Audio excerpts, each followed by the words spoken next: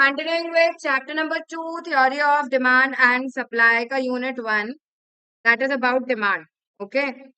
सबसे पहले स्टार्ट होता है with the difference between demand and quantity demanded. Demand का मतलब क्या होता है? क्वांटिटीज ऑफ अ कमोडिटी और service that a consumer is able and willing to purchase at different possible prices during a given period of time. ठीक है. Where is quantity demanded की पूरी डेफिनेशन बिल्कुल सेम है, बस इतना फर्क आएगा. क्वांटिटी ऑफ अ कमोडिटी और service that a consumer is able and willing to purchase at a particular price during a given period of time. Two things are only different. अलग अलग quantities पे अलग अलग प्राइस की बात की जा रही है तो वो डिमांड है. एक पर्टिकुलर प्राइस पे एक पर्टिकुलर क्वांटिटी की बात की जाती है तो वो क्वांटिटी डिमांडेड है. दोनों ही सिचुएशन में क्योंकि गिवन पीरियड ऑफ टाइम है तो दोनों ही कॉन्सेप्ट कैसे हैं? These are flow concept. ठीक है. लेकिन मॉड्यूल में और स्कैनर में दोनों में डिमांड की जब डेफिनेशन पूछी गई तो उन लोगों ने चारों ऑप्शन में से एक ऑप्शन जो सही माना है वो क्वांटिटी डिमांडेड की डेफिनेशन है. बाकी कोई भी ऑप्शन अदरवाइज से मैच नहीं हो रहा था. ठीक है. तो इन जनरल इंटरचेंजेबली यूज हो रहा है मॉड्यूल में. डिमांड की डेफिनेशन पूछे और तुमको क्वांटिटी डिमांडेड का मीनिंग भी दे दे तो भी वो सही माना जाएगा. Okay. The same thing will apply in case of supply also. Now, next thing we started with was demand schedule and demand curve. एक टेबल जो represent करती है relation between what price and quantity demanded उसको बोला जाता है demand schedule. और जब उसी demand schedule को ग्राफ के तौर पे represent किया जाएगा तो उसे कहा जाएगा क्या? demand curve. ठीक है. तो टेबल प्राइस और क्वांटिटी डिमांडेड के बीच का जो रिलेशन बता रही है, जैसे जैसे प्राइस बढ़ रही है वैसे वैसे क्वांटिटी डिमांडेड कितना कम होगी इसके बारे में कोई क्लैरिटी नहीं है. Demand curve would be a downward sloping graph, लेकिन उसका शेप कैसे बनेगा उसके बारे में हम श्योरिटी के साथ नहीं कह सकते. ओके. ऐसा भी बोला जाता है कि डिमांड शेड्यूल और डिमांड कर्व दोनों ही दो कैटेगरी के हैं, इंडिविजुअल एंड मार्केट. जब एक कंज्यूमर का डिमांड शेड्यूल या डिमांड कर्व बनाया जा रहा है तो उसे इंडिविजुअल डिमांड शेड्यूल या डिमांड कर्व बोलेंगे. लेकिन जब सारे कंज्यूमर्स का एक पर्टिकुलर मार्केट का डिमांड कर्व या डिमांड शेड्यूल बनाते हैं तो उसको क्या बोलते हैं? मार्केट डिमांड कर्व या शेड्यूल. तो dash is the horizontal summation. एक लाइन बताई थी मैंने, dash is the horizontal summation of individual demand curves. कौन सा demand curve is the horizontal summation of individual demand curves? Market demand curve. Individual demand curves को add up करोगे तो तुमको क्या मिल जाएगा? Market demand curve. अब we start the very important thing that is demand function. Factors affecting demand यानी demand function पढ़ रहे हैं. डिमांड फंक्शन का मतलब होता है फंक्शनल या फिर technical relation between what? Between demand and factors affecting demand. सिर्फ प्राइस नहीं है, प्राइस तो एक फैक्टर है. अलग अलग फैक्टर्स जो डिमांड पे असर डालते हैं उसके और डिमांड के बीच का जब हम रिलेशन स्टैब्लिश करने की कोशिश करेंगे तो उसे क्या कहा जाएगा? Demand function. सबसे पहला है प्राइस ऑफ द कमोडिटी. याद ये रखना है जब एक फैक्टर पढ़ोगे तो all other factors are assumed to be constant. ठीक है. Ceteris paribus. ठीक है. अगर प्राइस बढ़ती है कमोडिटी की, प्राइस बढ़ेगी तो क्वांटिटी डिमांडेड कम हो जाएगी और प्राइस कम होगी तो क्वांटिटी डिमांडेड बढ़ जाएगी, क्योंकि कम प्राइस पे हमको ज्यादा फायदा मिल रहा है खरीदने पे. इसलिए कैसा रिलेशन है प्राइस और क्वांटिटी डिमांडेड के बीच में? Negative relation. सेकंड है प्राइस ऑफ रिलेटेड गुड्स.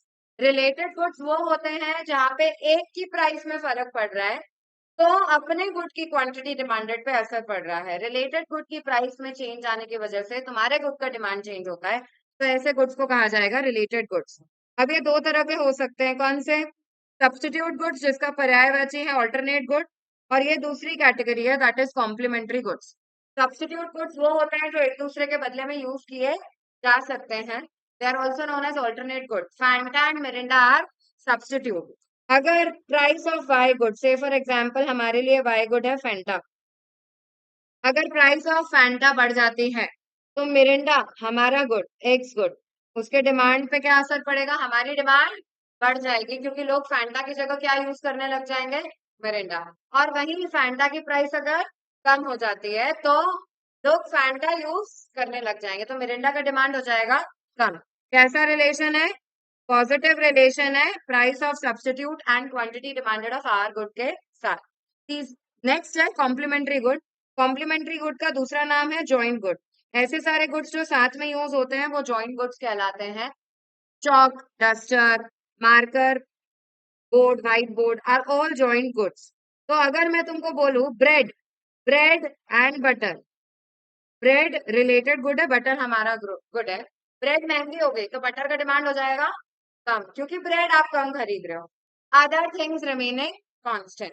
और अगर ब्रेड की डिमांड, सॉरी, ब्रेड की प्राइस हो गई कम, तो बटर का डिमांड क्या होएगा, बढ़ जाएगा। ठीक है, कैसा रिलेशन चल रहा है, इनवर्स। एक बढ़ रहा है दूसरा कम हो रहा है, तो there is an inverse relation between both.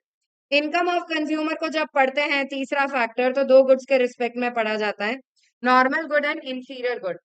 Reasonable quality के गुड, डिसेंट क्वालिटी के गुड नॉर्मल गुड है, और लो क्वालिटी के गुड कहलाते हैं इंफीरियर गुड।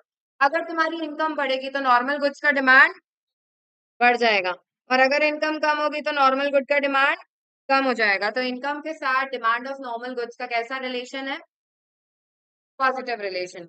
लेकिन अगर तुम्हारी इनकम बढ़ गई तो तुम इंफीरियर गुड का डिमांड कर दोगे कम, और अगर तुम्हारी इनकम कम हो गई तो इंफीरियर गुड का डिमांड बढ़ जाएगा। इंफीरियर गुड की डिमांड के साथ कैसा रिलेशन चल रहा है, नेगेटिव। Test and preference. कोई चीज अगर टेस्ट में है, फेवर में है कमोडिटी के, तुमको कितनी ही गर्मी पड़ जाए तुमको चाय पीना पसंद है, तो उसका डिमांड अदरवाइज भी बढ़ेगा।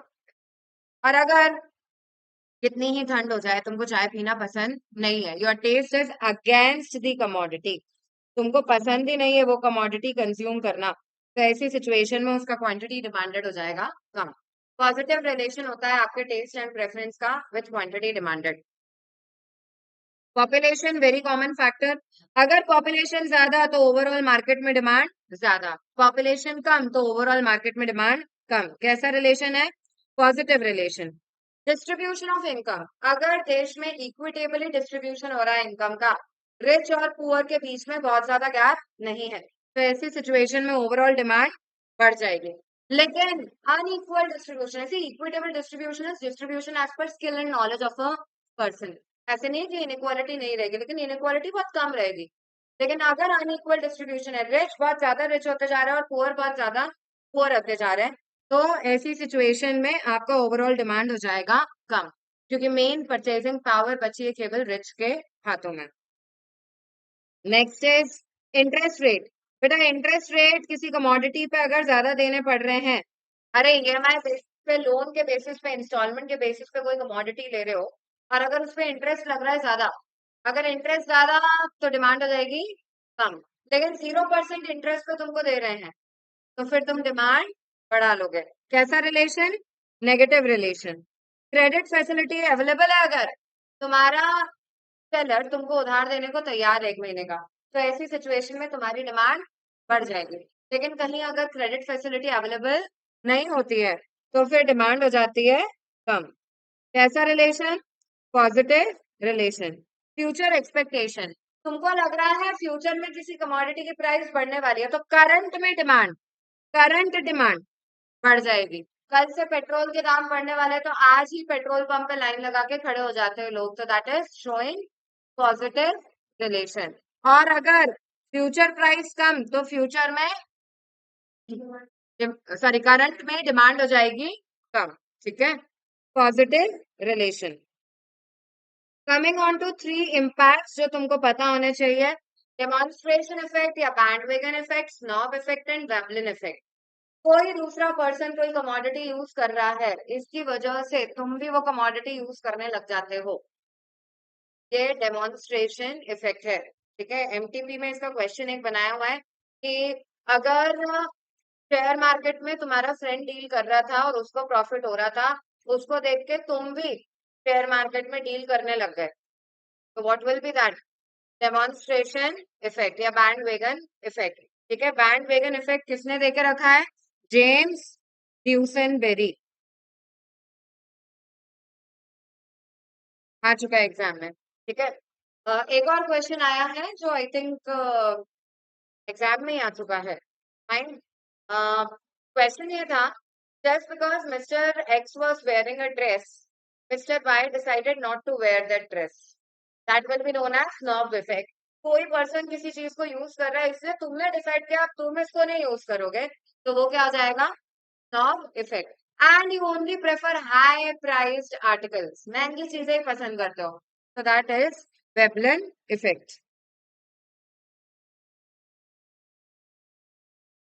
और इसमें है you don't prefer common goods. ठीक है, coming on to next, law of demand. Law of demand में बस प्राइस ऑफ कमोडिटी वाले फैक्टर को एलैबोरेट किया है।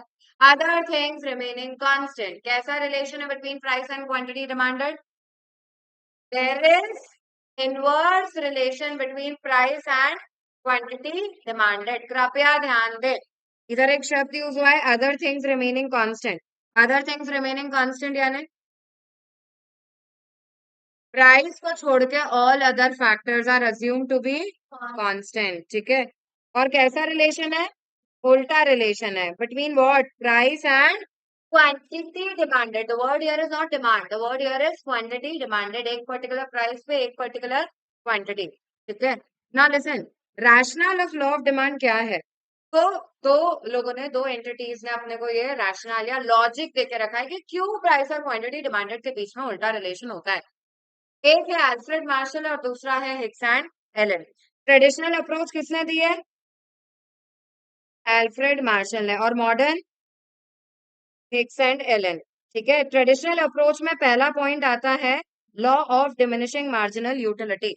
जैसे जैसे किसी कमोडिटी की प्राइस बढ़ती जाएगी, तो प्राइस बढ़ेगी तो सेटिस्फैक्शन हो जाएगा कम, और सेटिस्फैक्शन कम तो डिमांड हो जाएगी कम।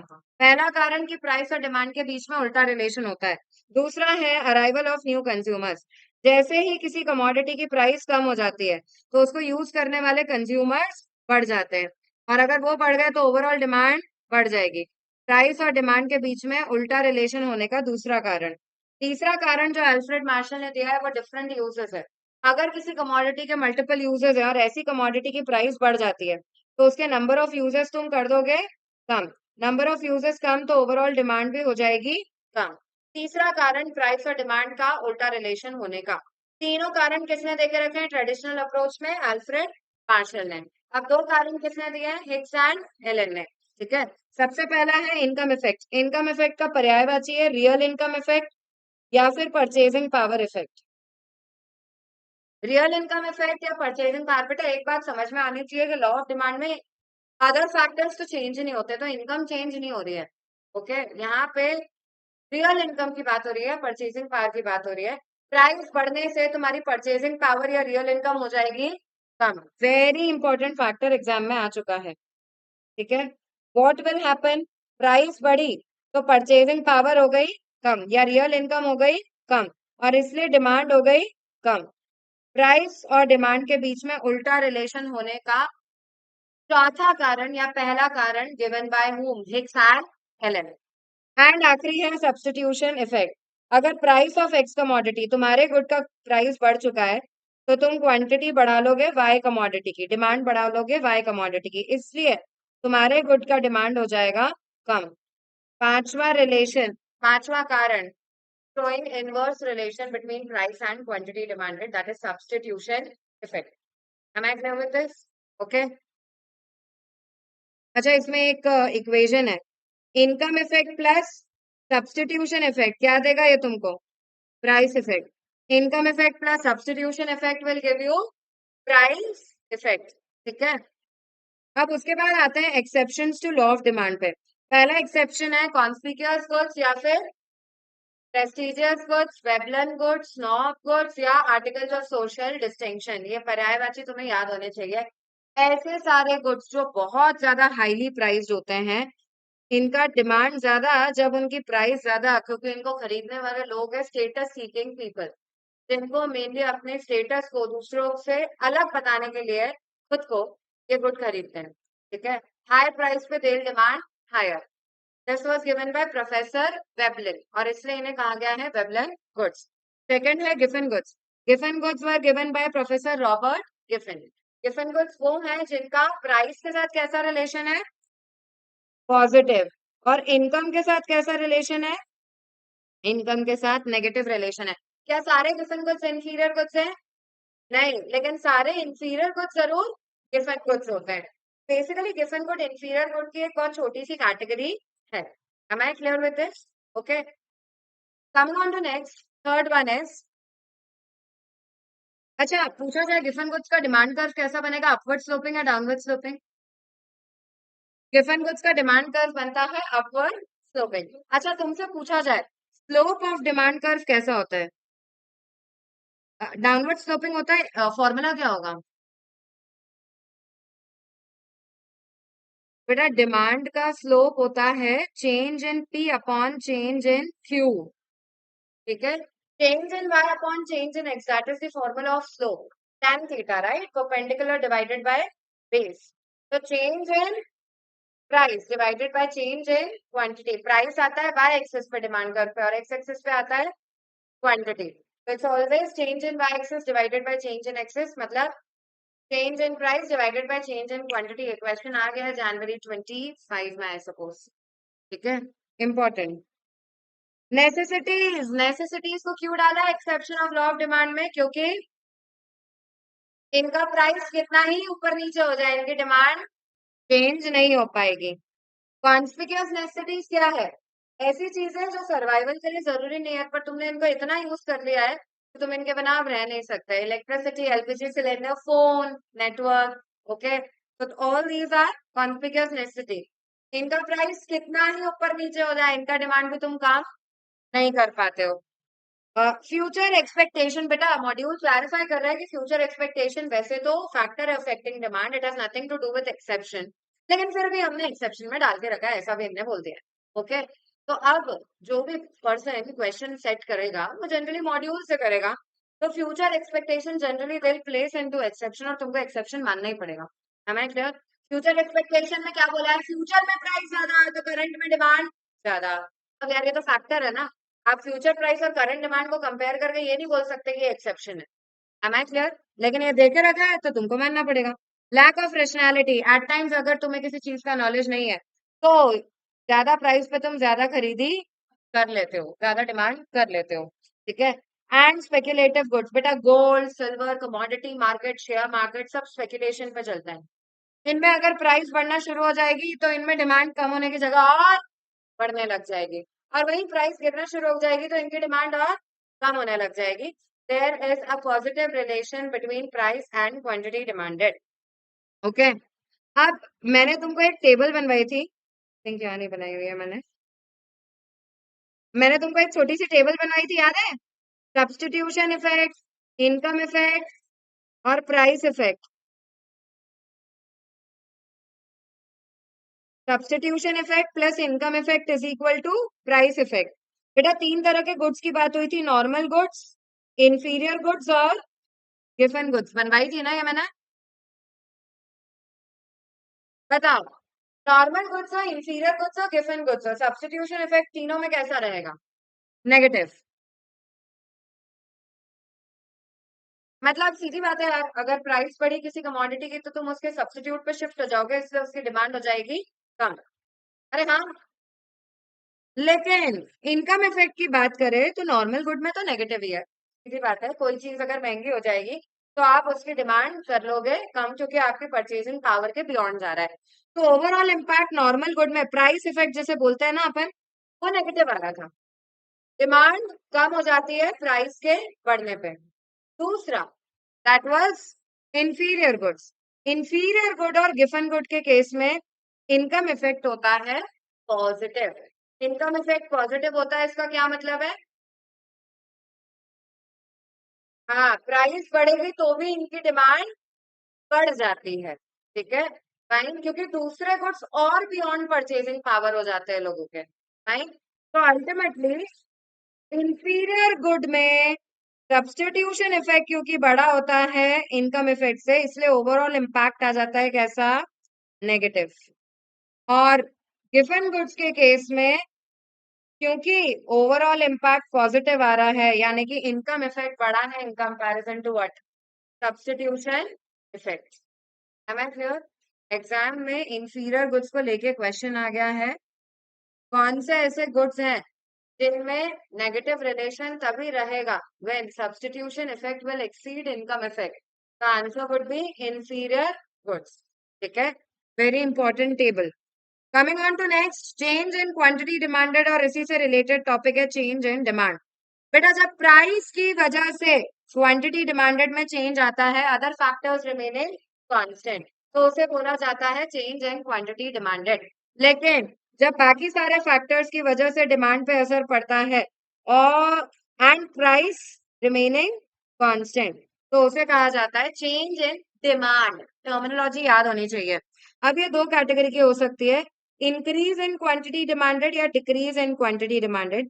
बेटा इंक्रीज इन क्वांटिटी डिमांडेड का पर्यायवाची है extension of demand, extension of demand.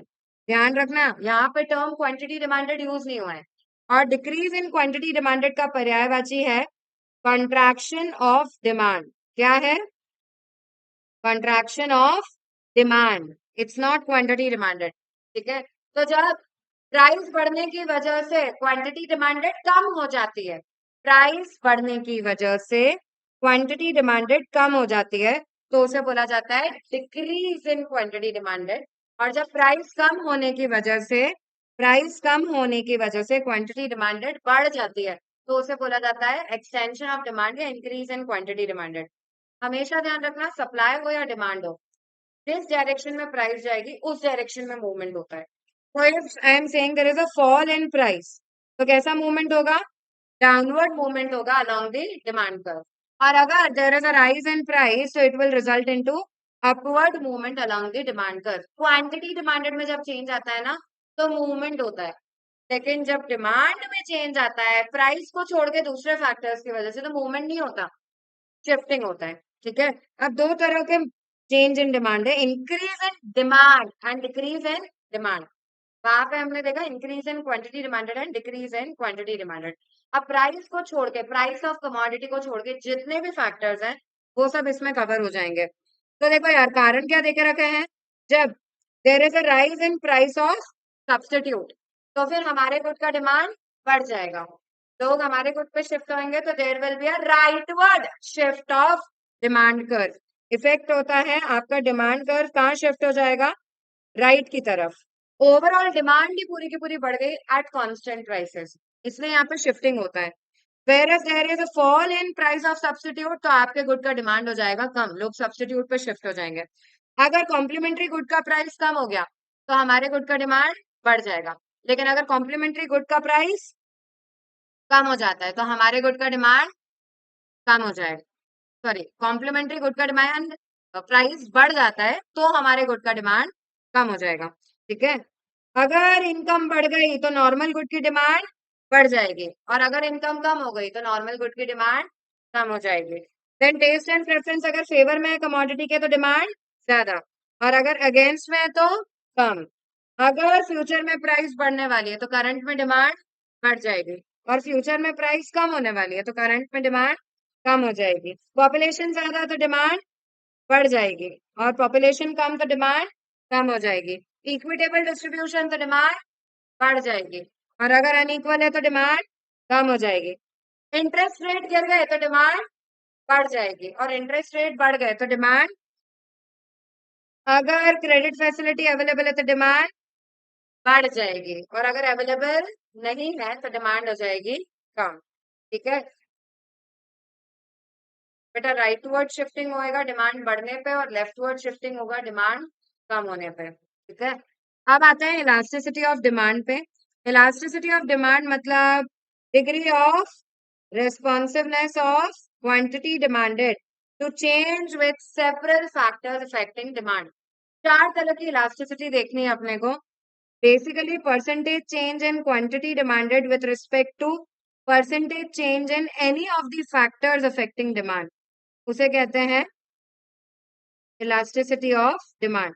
बेटा जब भी डिमांड जल्दी चेंज हो रही है तो उसे इलास्टिक माना जाता है, और जब भी वो धीरे चेंज होगी तो उसे माना जाएगा इन इलास्टिक। ठीक है, अब चार तरह की इलास्टिसिटी देखनी है अपने को, price, income, cross, advertisement.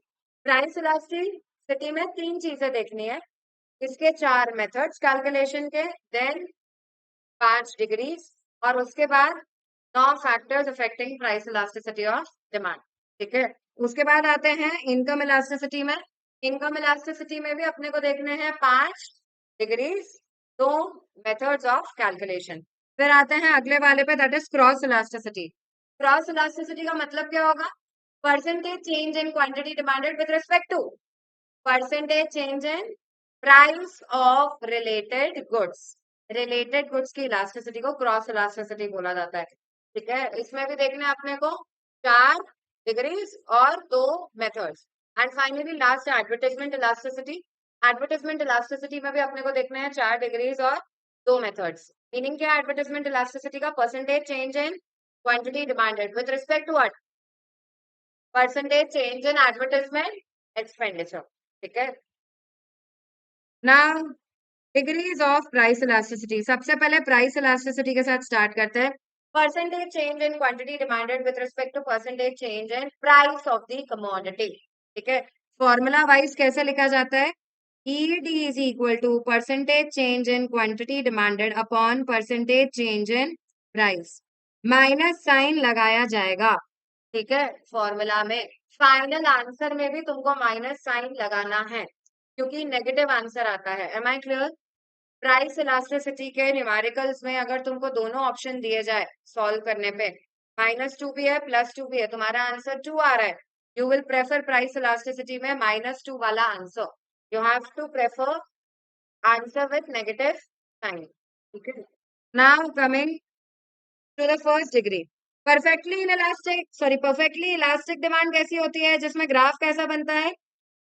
Horizontal, parallel to X axis. Price में बिल्कुल चेंज नहीं है, उसके बावजूद क्वांटिटी डिमांडेड पूरे टाइम चेंज हो रही है। ऐसे डिग्री क्या कहलाएगी? Perfectly elastic. ठीक है, बिल्कुल ऑपोजिट परफेक्टली इनइलास्टिक डिमांड किसको बोलोगे यार? जहां डिमांड बिल्कुल भी चेंज नहीं हो रही है। When there is no change in quantity demanded with respect to change in price। ठीक है, प्राइस कितना ही ऊपर नीचे हो जाए, डिमांड बिल्कुल चेंज नहीं हो रही, तो तुम्हारा graph parallel to Y axis बनेगा, जिसे बोला जाएगा vertical straight line. Am I clear with this? दो एक्सट्रीम सिचुएशन, जनरली ये वाली सिचुएशन एसेंशियल्स के केस में अराइज होगी, और परफेक्टली इलास्टिक थोड़ी अनरियलिस्टिक सिचुएशन माना जाती है जो रियल लाइफ में अवेलेबल नहीं होती। तीसरा है unitary elastic demand. Unitary elastic demand मतलब परसेंटेज, क्या हुआ? ऑल गुड ना? Percentage change in quantity demanded is equal to percentage change in price, तो वो कहलाती है unitary elastic demand. Unitary elastic demand की डिग्री क्या होती है? EP is equal to 1। इसके ऊपर वाली डिग्री पता है ना, परफेक्टली इलास्टिक की क्या होगी? EP इनफाइनाइट होता है, और इन इलास्टिक में परफेक्टली इन इलास्टिक में EP is equal to 0। Next वाले में EP 1 के बराबर है, यूनिटरी मतलब यूनिट। ठीक है, 1 के बराबर आ रहा है तुम्हारा आंसर। ऐसा कब होगा? जब percentage change in quantity demanded, अगर प्राइस 10% से बढ़ गए और तुम्हारी डिमांड एक्जैक्टली 10% से गिरी है, तो that is unitary elastic demand. Graphically जब इसे प्लॉट करोगे तो जितना चेंज प्राइस में आएगा उतना ही बराबरी का चेंज क्वांटिटी में भी आएगा, उसे बोला जाता है यूनिटरी इलास्टिक डिमांड। ये जो ग्राफ बनता है इसे या तो तुम रेक्टेंगुलर हाइपरबोला बोल सकते हो, रेक्टेंगुलर हाइपरबोला डिमांड कर्व भी बोला जाता है इसको। इसके किसी भी पॉइंट पे अगर तुम एरिया निकालोगे, एरिया निकालना यानी प्राइस इनटू क्वांटिटी करना, टोटल खर्चा हमेशा आएगा सेम। तो you can also say this graph rectangular hyperbola demand curve, या फिर स्ट्रेट लाइन ग्राफ भी बोला जाता है। It can also be called as straight line graph. अगला है relatively elastic demand. Relatively elastic, elastic है डिमांड, यानी कि डिमांड में बड़ा चेंज या प्राइस में? Percentage change in quantity demanded will be greater than percentage change in price, तो इसको क्या बोलेंगे? Relatively elastic demand. You can see it graphically, demand में कितना बड़ा चेंज है, प्राइस में कंपैरेटिवली छोटा चेंज है, तो जो ग्राफ बनता है उसको बोलते हैं फ्लैटर डिमांड कर्व। इसका ईपी, ईपी कैसे बताया जाता है? Greater than 1। ठीक है, सिंबॉलिकली तुम्हारी बुक्स में ईपी यूज किया है, symbol capital E and small P. Price elasticity के लिए ईपी है।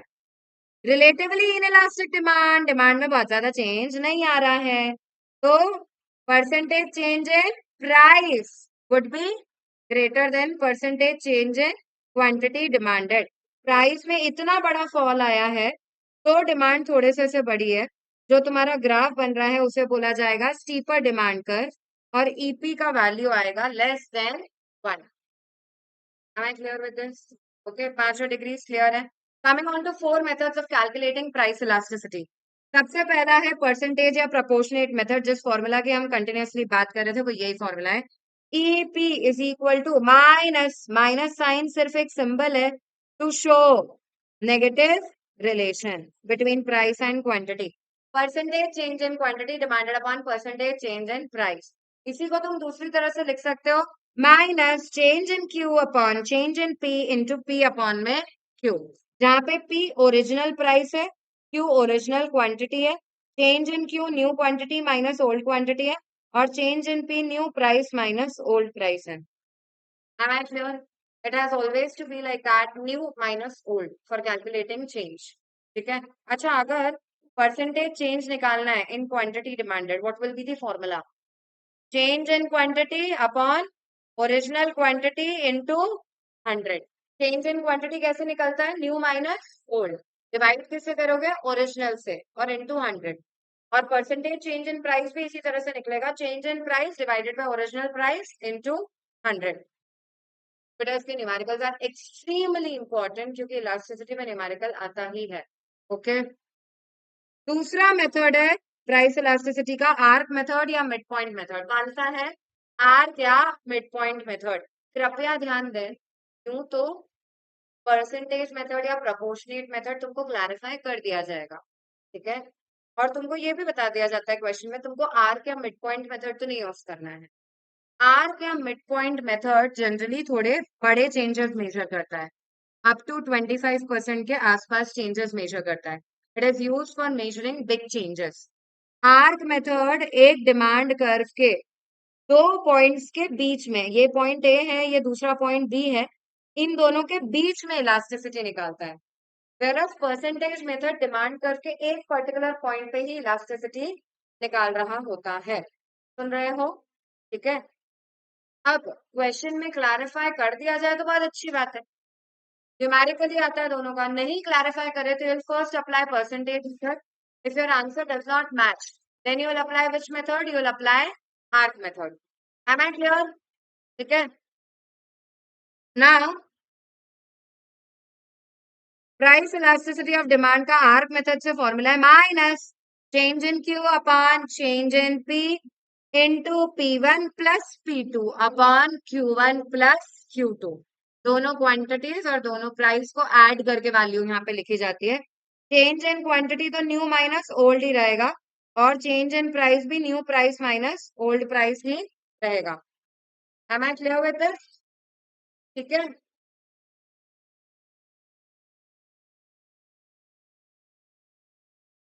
Now listen.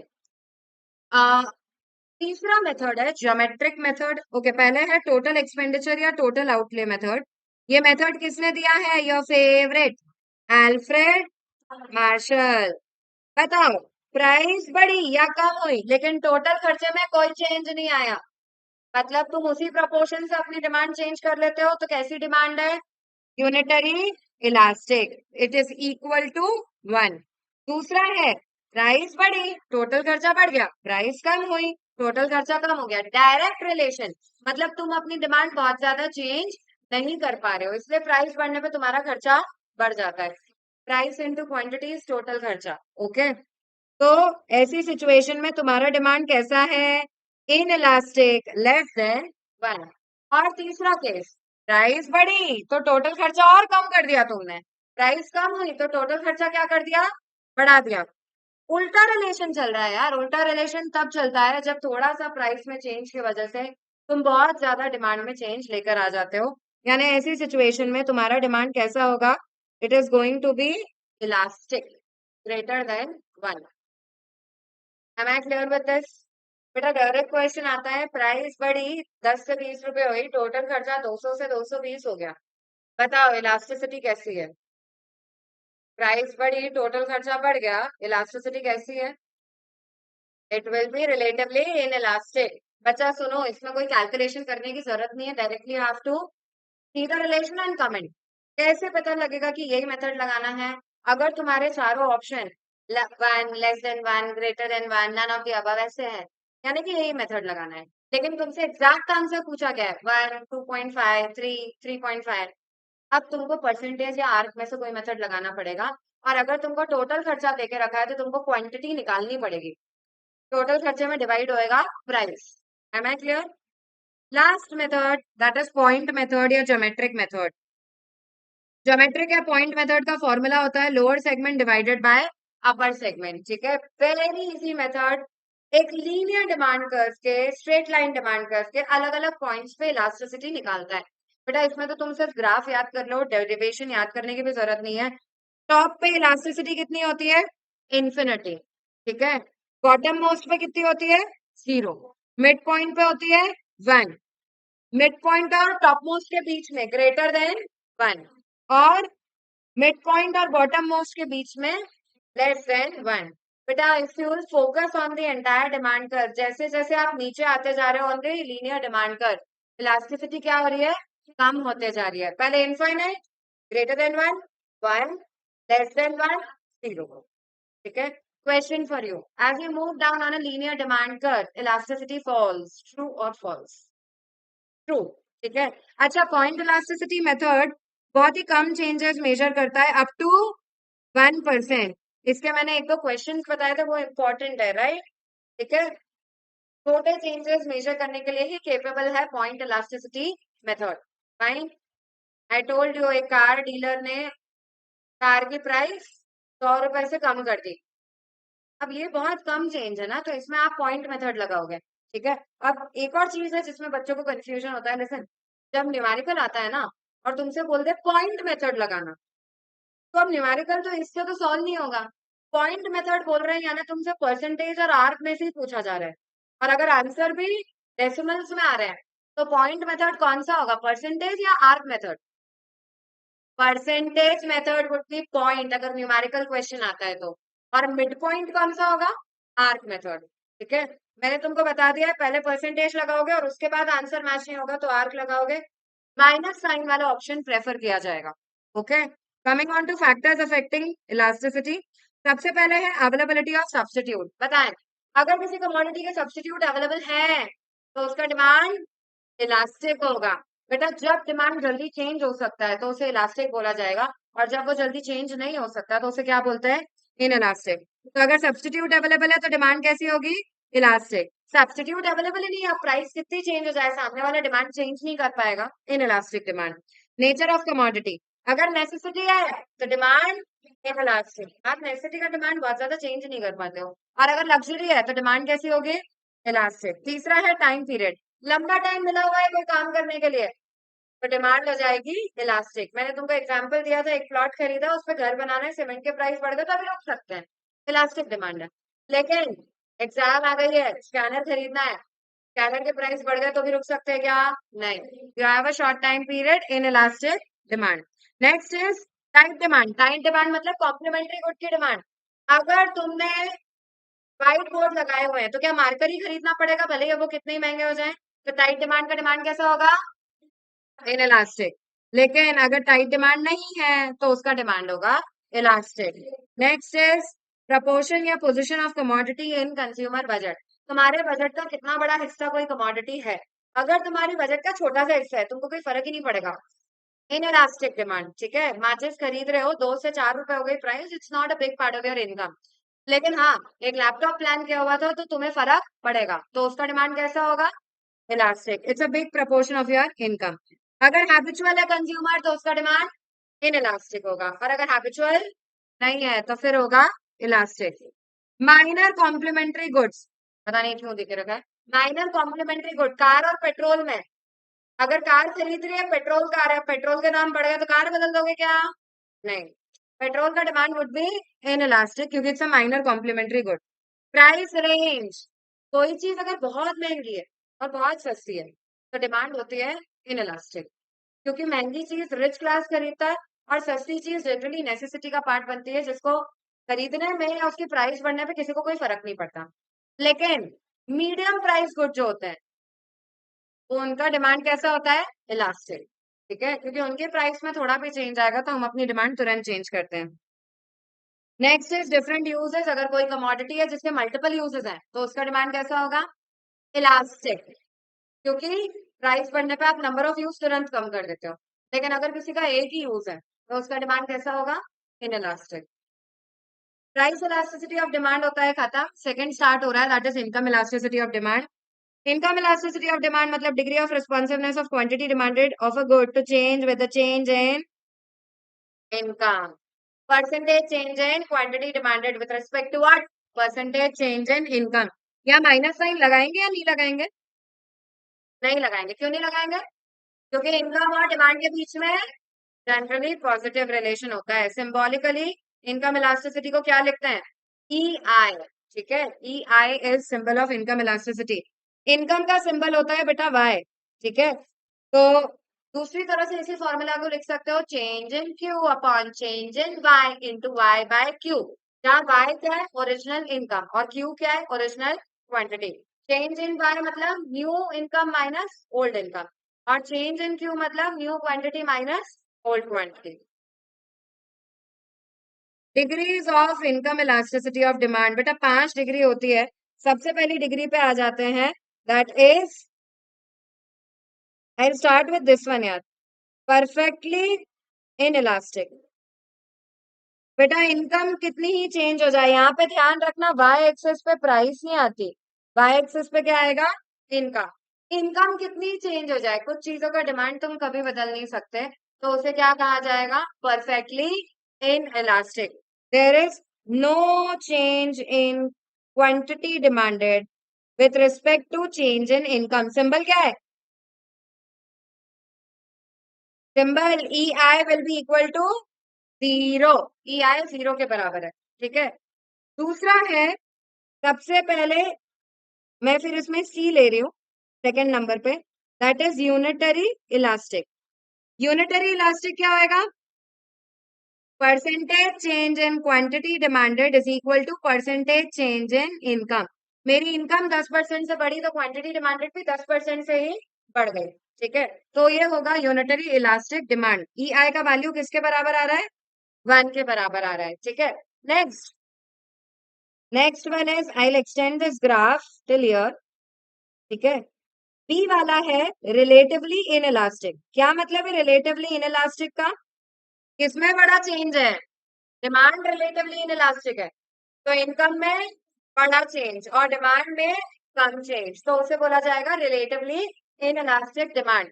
ईआई का वैल्यू कितना आएगा? ईआई का वैल्यू होगा लेस देन 1। ठीक है, नेक्स्ट ए वाला, that is relatively elastic.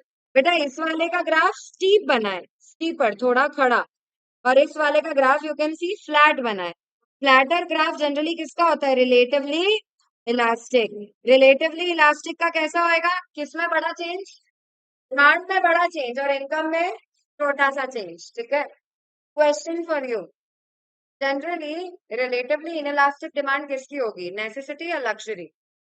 Necessity. Less than 1 होगा जनरली ऑफ नेसेसिटी, और ग्रेटर देन 1, ग्रेटर देन 1 होगा ऑफ लग्जरी। ठीक है, आखिरी डिग्री बची है, that is this one, D1। ये है नेगेटिव इलास्टिसिटी। बेटा नेगेटिव इलास्टिसिटी यानी क्या? इनकम बढ़ी तो डिमांड हो गई कम, इनकम बढ़ने पे डिमांड अगर कम हो जाती है तो ईआई का वैल्यू कितना होगा? Less than 0। और रिलेटिवली इलास्टिक में ईआई का वैल्यू होता है ग्रेटर देन 1। बताओ नेगेटिव इलास्टिसिटी कौन से गुड्स में अप्लाई होगी? इंफीरियर गुड्स, ठीक है। इंफीरियर गुड्स में नेगेटिव इलास्टिसिटी बहुत बार आ गया है क्वेश्चन एग्जाम में, extremely important. Negative elasticity inferior goods में, लग्जरी में ग्रेटर देन 1 एंड नेसेसिटी में लेस देन 1। फाइन, ये 5 डिग्रीज है। अब 3 स्टेटमेंट्स देके रखे थे तुमको, याद है ये statements? If the proportion of income spent on a good remains the same as income increases, तो इनकम इलास्टिसिटी किसके बराबर है? 1 के बराबर है। मैंने तुमको बोला था अगर तुम्हारी इनकम 100 से 200 हो जाती है, पहले भी तुम अपनी इनकम का कितना परसेंट स्पेंड कर रहे थे? 10% ऑन अ कमोडिटी। अभी भी कितना स्पेंड कर रहे हो? 10%। तो क्वांटिटी पहले भी 10 यूनिट थी, अब कितनी हो गई? अरे बच्चा, यूनिटरी इलास्टिक हो गई ना डिमांड। ये 100% चेंज आया इनकम में, तो 100% चेंज आ गया क्वांटिटी में। क्वेश्चन आ चुका है एग्जाम में, if the income of consumer increases and consumer continues to spend 15% of his income on the commodity, बेटा बच्चों, ये बच्चे इसमें टिक कर आते हैं, इनकम्प्लीट डेटा है। आंसर होगा EI will be equal to 1। Income बढ़ी और कंज्यूमर ने proportion of income spend on the commodity रखा है सेम। पहले भी वो 15% ही स्पेंड करता था, अभी भी कितना स्पेंड कर रहा है? 15%। यानी कि income elasticity will be equal to 1। Am I clear? Second, proportion of income spent on the commodity increases with the increase in income.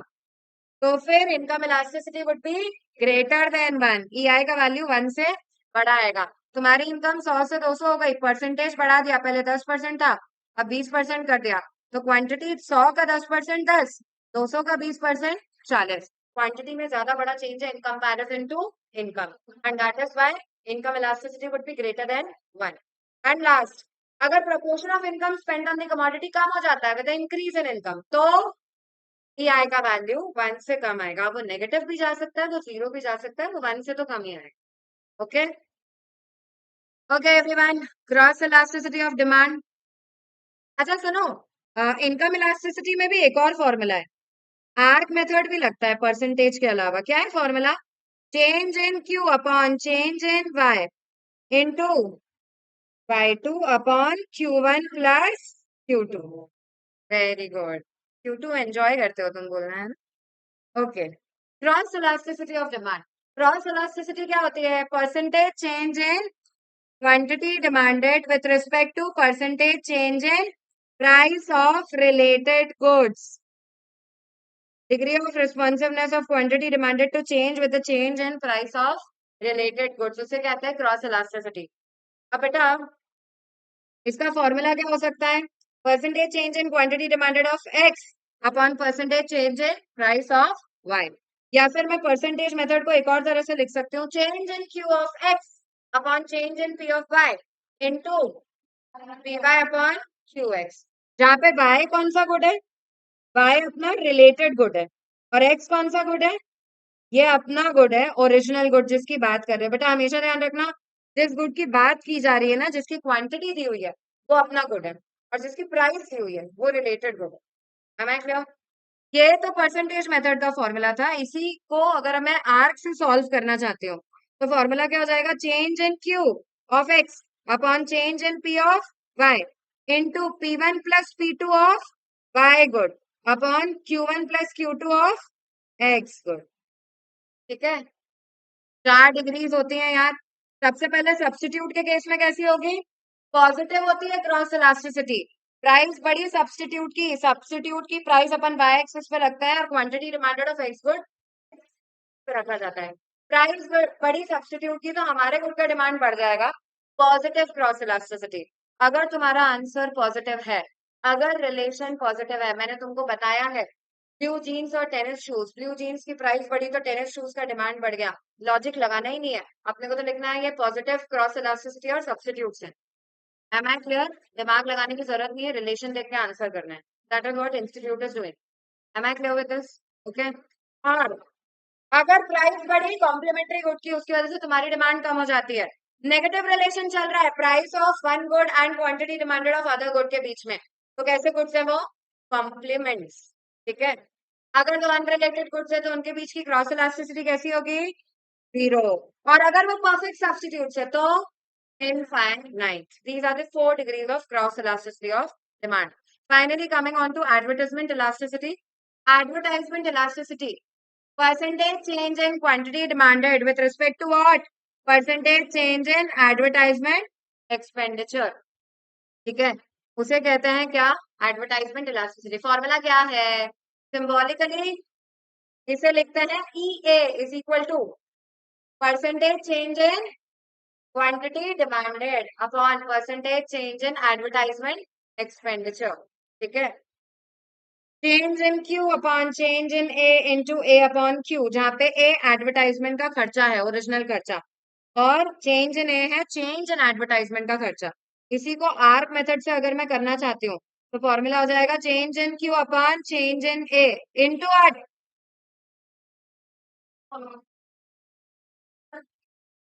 Very good. Okay, ये आर्क मेथड से. बताओ, arc elastic sorry advertisement elasticity generally positive होती है negative? Generally positive. जितना ज्यादा advertisement उतना ज्यादा demand. ठीक है. अच्छा, क्रॉस इलास्टिसिटी पॉजिटिव भी हो सकती है और नेगेटिव भी हो सकती है. ठीक है, पॉजिटिव होगी in case of substitute and negative in case of, मतलब तुम्हारा आंसर फिर तुमको नेगेटिव वाला टिक करना है अगर कॉम्प्लीमेंट्री गुड की बात हो रही है तो. और इनकम इलास्टिसिटी भी जनरली पॉजिटिव होती है. इनकम इलास्टिसिटी जनरली पॉजिटिव होगी, लेकिन किस केस में नेगेटिव आएगा आंसर? इंफीरियर गुड्स यार. इंफीरियर गुड्स के केस में इनकम बढ़ेगी तो डिमांड हो जाती है कम. प्राइस इलास्टिसिटी का आंसर हमेशा तुमको माइनस वाला टिक करके आना है. ठीक है, coming on to advertisement elasticity की 4 डिग्रीज. सबसे पहले परफेक्टली इन इलास्टिक, मतलब कितना ही खर्चा कम ज्यादा हो जाए डिमांड बिल्कुल चेंज नहीं हो रही है. दूसरा है unitary elastic. Percentage change in quantity demanded is equal to percentage change in advertisement expenditure. जहां पे percentage change in quantity demanded is greater than percentage change in advertisement expenditure. वो कैसी डिमांड है? इलास्टिक. थोड़ा सा खर्चा बढ़ने की वजह से डिमांड अचानक बढ़ गई है. और लास्ट क्या होगा? ये is less than percentage change in advertisement expenditure. ये कौन सी डिमांड है? Highly in elastic. यहाँ पे EA लेस देन 1 है, इलास्टिक में EA ग्रेटर देन 1 है, यूनिटरी में इक्वल्स टू 1 है, और परफेक्टली इन इलास्टिक में इक्वल्स टू 0. ठीक है, इसके साथ डिमांड वाली यूनिट होती है